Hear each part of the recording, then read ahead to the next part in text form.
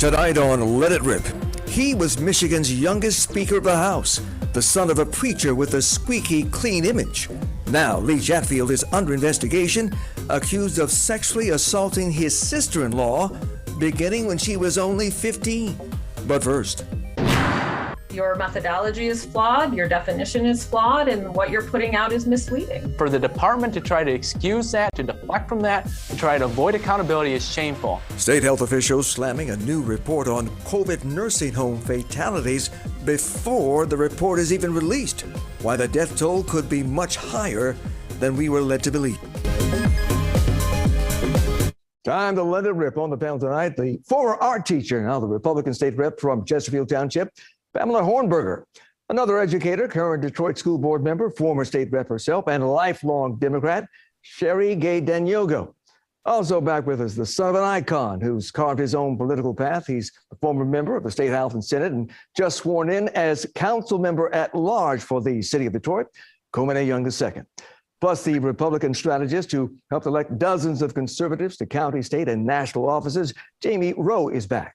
As always, the hardest working man in television, anchor attorney Charlie Langton. All right, let's begin with the headlines right now. The conservative majority on the U.S. Supreme Court voting 6-3 to block the president's vaccine mandates and testing for large businesses. But healthcare workers will be required to get the vaccination or submit to weekly testing. Pam, did the court get the call right? Did they make the right call in this case?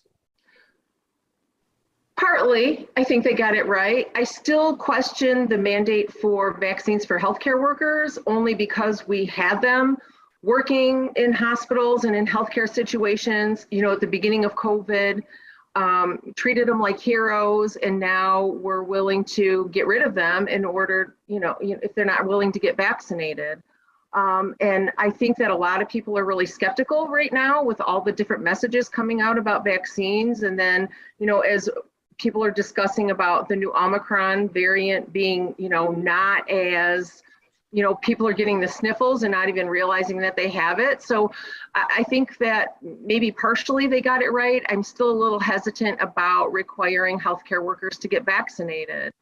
If anyone knows what's best, it would for themselves, it would be them, right? I mean, they're working in that situation.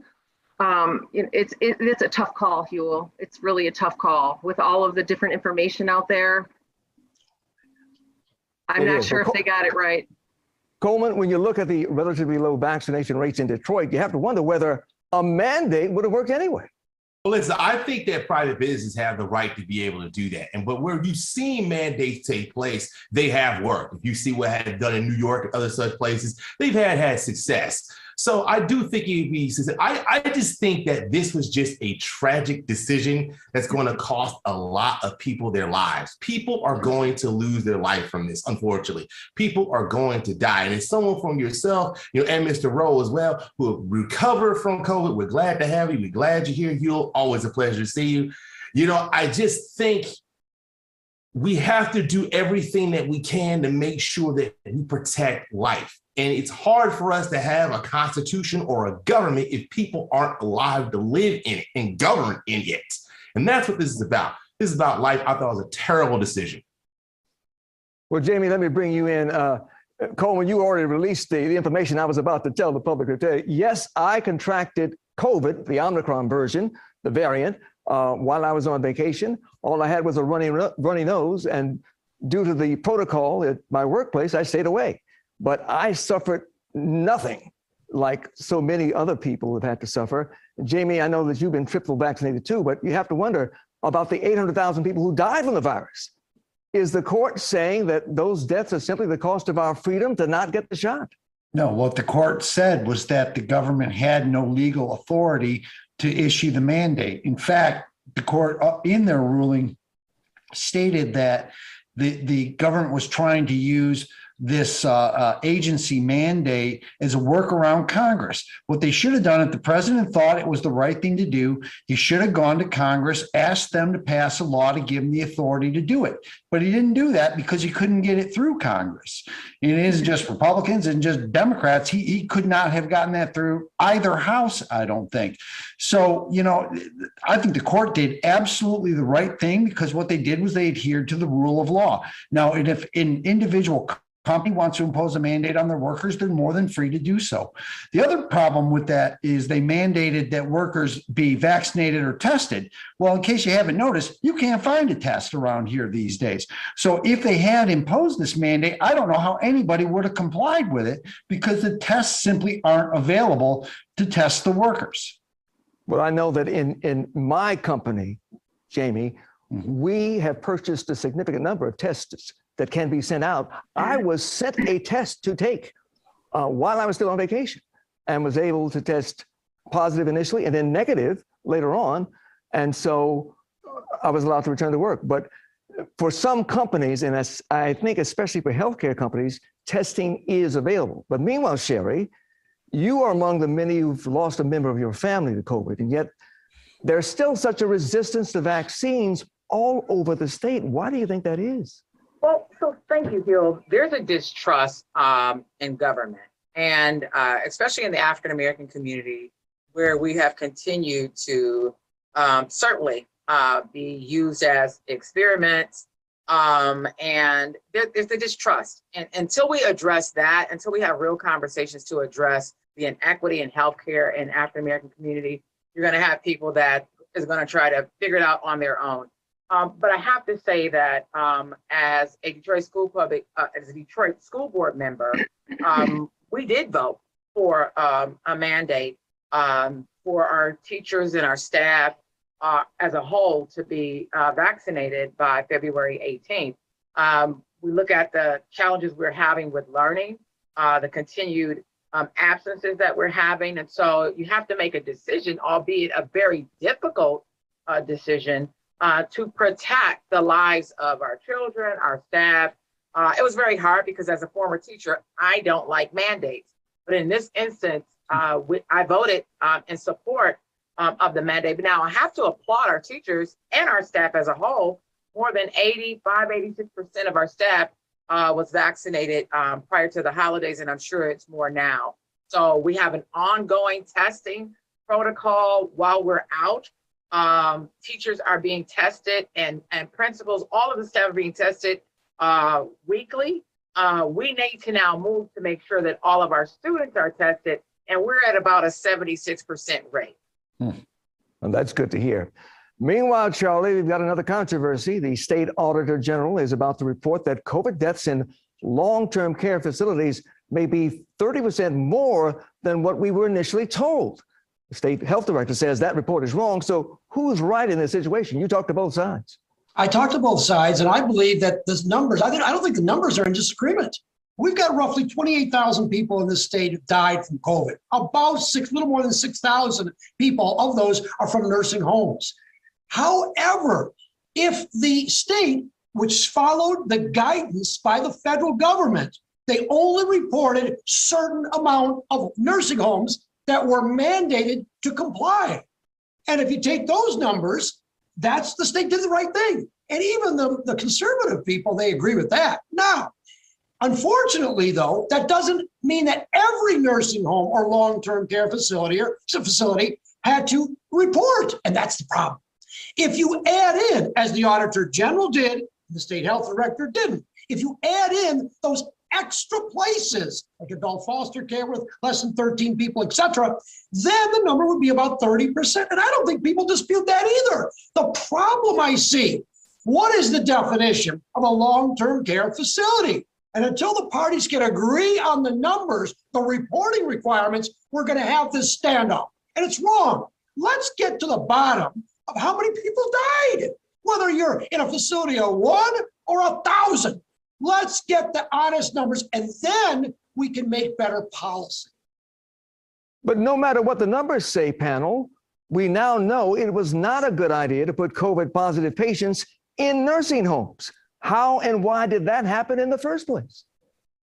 Well, I will tell you what, it's about the worst possible decision that you could make is to put people, COVID positive people, into a facility along with the most vulnerable in the entire society. It's an absolute insane policy that was put in place by Governor Whitmer and by Governor Cuomo. And in New York, and ultimately led to excessive numbers of needless deaths in people who were divided from their families and couldn't see their loved ones during the last tragic moments of their lives. I mean, the whole thing is a tragedy. What I would hope is that the governor at some point just own up to the fact that she made a mistake. You know what? A lot of things happened throughout this process that people wish they had a do-over on, and that's one of them. But the fact that this department keeps trying to obfuscate their blame in the situation to somebody else is what people have a real problem with. Jamie, we knew early on that this was happening in other states. And when the governor had a chance to change her mandates, she doubled down on them. So it's really difficult right now for them to come out and say, oh, we made a mistake. She doubled down on her policies of putting COVID positive patients into those long-term care and nursing home facilities. But in defense, though, she was following federal guidelines and the CDC guidelines. CDC guidelines. I don't like them. They may not be accurate. She was following.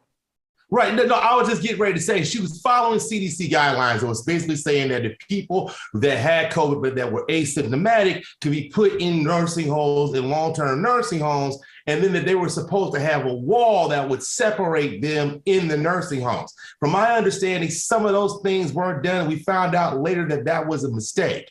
So that was it. And then you had community spread on top of that went on. Right. So that's how this kind of got. And meanwhile, you had so these were things that the federal government, the CDC, did say at first that they were supposed to do. It wasn't like Governor Whitmer decided she was going to wake up and do this. This is what the federal government, based on what we knew at the time. That's why it's a novel virus. Remember, we got to remember, this is a zoonotic disease. Something that originally came from animals and now being put on humans. I just want to say. In the meantime, you had TCF Center and the place out in Novi that went absolutely unused, that where you could have sent these people instead of sending them back into nursing homes, but those places went unused and shut down after millions and millions of dollars was spent to set them up in the first place.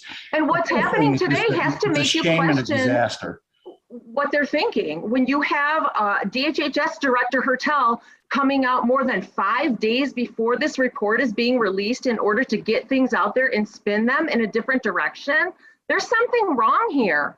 And people need to start owning their decisions, no matter when they were made or for what reason they were made. People in Michigan died. People lost loved ones. They weren't able to see people in nursing homes and long-term care facilities before they died.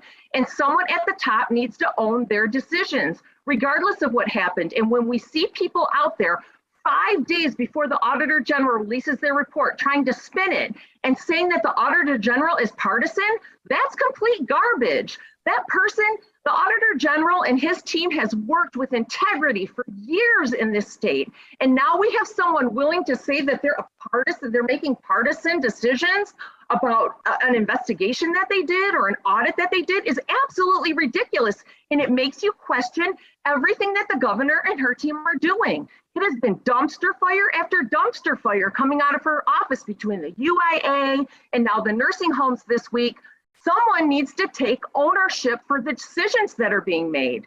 People died. The people of Michigan deserve to hear someone take ownership of it. Someone to stand up and say, yeah, I made those decisions and we're going to fix it. And no one's doing it across the board in her administration. All right, panel, that's it for this segment. When you talk about investigations, though, there is much more ahead, including the shocking sex scandal involving the former Speaker of the Michigan House, Lee Chatfield, how his personal problems might have political implications as that investigation continues. Stay with us. Welcome back to RIP. Now, this was a story that seemed like one of those Fox TV dramas, you see. A young woman, Rebecca Chatfield, goes and files a criminal complaint against the former House Speaker Lee Chatfield, accusing him of assaulting her, quote, more times than I can count, beginning when she was only 15 years old. Pam, we're talking about the son of a preacher man, a prominent, powerful member of the Republican Party. Do you feel betrayed? Well, Huel, I served with Lee Chatfield for 2 terms, and we, at a certain point, just, I think, had a understanding to just stay out of each other's way. I won't say that I feel betrayed. I don't know all of the, the facts of anything that happened or didn't happen. What I can say is that you just have to pray for everyone involved, and it's really a sad situation all the way around. Well, Sherry, you worked with Lee Chatfield as well for years. Did you expect anything like this? No, and I actually went to the prayer meetings. So we had prayer meetings in the Capitol, and I participated.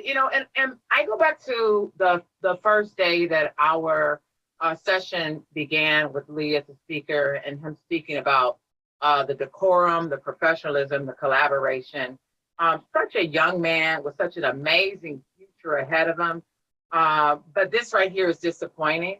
He was actually a likable person in some regard, but I'm very disappointed. But in any situation, you're innocent until proven guilty in this country. But Jamie, his defense to the allegations is that, yes, he has had several affairs during his marriage, but that every encounter was consensual. He's not denying the sex. Yeah, the whole thing is it's strange and it's sad, and I don't know Lee Chatfield at all. Basically, I've met him a couple of times. I don't really know him, haven't really interacted with him, but it sounds to me like he has hoodwinked a lot of people. I saw a couple of comments, previous comments from our Attorney General, Dana Nessel, who is not let's just say a hardcore Republican, says out of all the Republicans in the legislature, he was the one I was the closest with and the one I worked the best with. And she said, whatever his beliefs were when he first arrived in Lansing, Lee Chatfield spent his time in the Michigan legislature cultivating meaningful, respectful working relationships with me and others in the LGBTQ community. So this guy fooled a lot of people. Okay. And that is pretty darn clear. Now, what the understanding or the situation is between him and his family is beyond me. I don't know what's going on around that dinner table right now. I'm just glad that it's not my dinner table. And you know what? We're all sinners in this world, and no one sins worse than anybody else in the eyes of the Lord, I suppose. But the fact of the matter is, this guy's got some forgiveness to seek. Is my guess, and I hope that he does it. I don't know. Let's understand this situation, this family situation, Charlie. This is a guy, Lee Chatfield, who was having sex with his brother's wife for years, according to the allegations.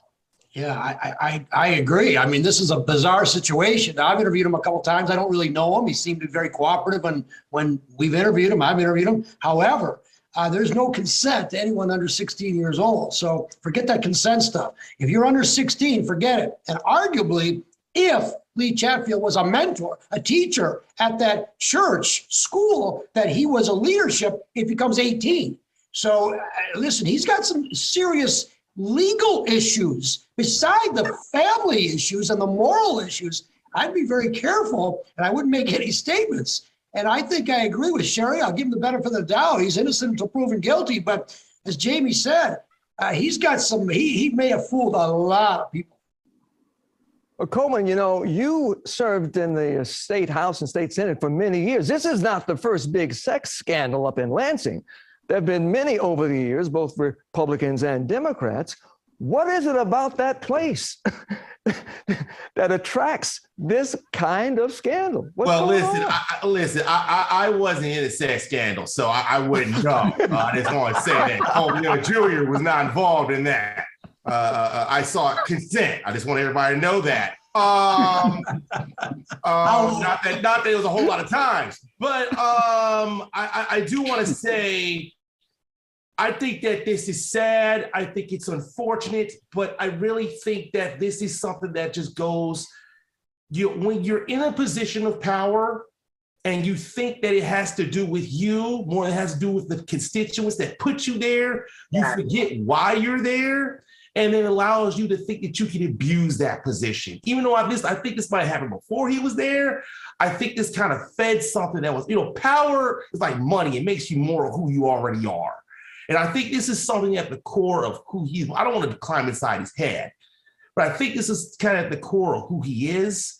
I think that if, as Danogo said, you're innocent till proven guilty. But, this is something that legally is challenging. If you're underage, you can't consent and you have no business doing that. If you're married, here's some word of advice. Do not sleep with anyone that's not your wife. Amen. Don't do it. Just say no. Keep your pants on. And I think that's really what this story is. And I think it's just so unfortunate because he was a smart guy, he had a bright future, you could work well with him. And for him to be able to do this and have this issue, this is serious. And let me say this, if you have an issue, get some help. There's nothing wrong with that. Nothing wrong with admitting you need help. But now at this point, I think it's too late. I think that genie's out, that bottle's not getting put back. It's going to be up to the courts to decide. Well, right now they're also looking, panel, at the money he has raised and whether possibly some of that money may have been used in an attempt to hide his numerous affairs. Yeah. So there could be political implications in addition to the personal problems he's facing. I personally think that is a bigger problem for him because it involves organizations operated under the charitable aspect of the tax code. And if they find now you got a problem with the IRS, and once they start looking up your skirt, if you have not dotted every I and crossed every T, that is where real criminal penalties come into play as well. And I think that is the one because of just the volume of money involved in what it was used for. I think that's where he's got a much bigger problem perhaps than even the sex scandal. And I wonder if people that received money from him in the past, if they received money from him in the past, will that haunt them if they decide to run for another office in the future? And I think that's going to be at least an issue. Certainly the opponents will bring that up. And I just wanted to say this really quickly, a little bit off topic. My heart breaks for all the women who have been violated by this sexually, morally, spiritually. I mean, I think that is really the ultimate tragedy here, especially in the Me Too era. And I think we just got to have a longer conversation about accountability and about respecting women and their rights. I suppose what shocks me more than anything is that this was a man who seemed to be devoted to God, who was the son of a preacher who always seems to, at least in the pulpit, want to preach the truth. And yet we see so many lies, possibly within this one family. It's absolutely shocking to me. It's sad. We lived through this with the Courser Gamrat situation. It was a dark time for all legislators working in the House. You hear stories, but you never see it directly open like this. And to hear that this has gone on for years, no matter our political ideology, we all bought into Lee as the Speaker of the House, and just the way we started off our session of trying to have fairness, equity, integrity, and to listen back at that speech, and then to think now that some young girl, since she was 15 years old, may have been abused is really disheartening. But yeah, and we go through human resources, making sure that we understand the implications, especially after Courser and Gamrat. So I don't know. My heart goes out to anybody else that was violated. Absolutely. Families. Absolutely. All right, panel, we thank you for your comments. Stay with us. Final thoughts ahead. Time for final thoughts, beginning with Pam. Go. Hey, Governor Whitmer's been in office for over 3 years now? She needs to start owning her decisions. Sherry. The Michigan Independent Citizens Redistricting Commission has been served with the lawsuit. We need them to keep the doors open, have transparency, and fix the maps because Black leadership matters. Jamie. I want to commend Sherry for what they've done down there, demanding justice under the Voting Rights Act, because she's absolutely right. The Citizens Redistricting Commission has violated the Voting Rights Act, and it must be adhered to. Coleman. We need to make sure that everybody gets vaccinated. We were closing in on over 900,000 people who are dying from this virus. Huel, I'm glad you made it. Charlie, hardest working man in show business. Love you guys. Appreciate you. Look forward to having you back on with you, baby. Always a pleasure, Huel. Look like new money, man. All right, Charlie, we are out of time. We thank our guests for their comments, and we thank you for watching this edition of Let It Rip.